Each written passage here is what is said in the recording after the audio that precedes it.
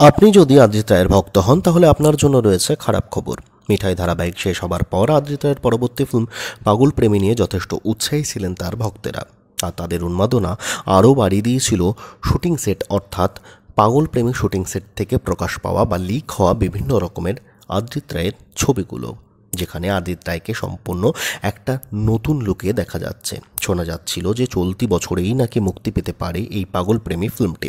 তবে এবার যা খবর ঘুরপাক খাচ্ছে টলিপাড়ার অন্দরমহলে, তাতে কিন্তু পাগল প্রেমীর ভবিষ্যৎ নিয়ে সংশয় দেখা যাচ্ছে।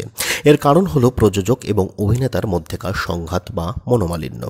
আদ্রিতের উপর নাকি বেজায় জোটে রয়েছেন এই ফিল্মের প্রযোজক সংস্থা অর্থাৎ এসভিএফ এর কর্ণধার শ্রীকান্ত মহতা।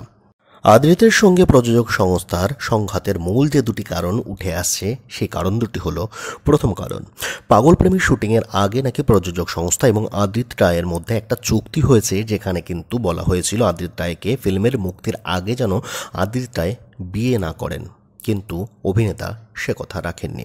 দ্বিতীয় কারণ হিসেবে যেটি উঠে আসছে, তিনি অর্থাৎ আদ্রিত রায় নাকি একই প্রযোজক সংস্থার হিন্দি ধারাবাহিকের প্রচার ঝলক শুটিং করবার পর কাউকে না জানিয়েই মুম্বাই ছেড়ে কলকাতায় ফিরে আসেন।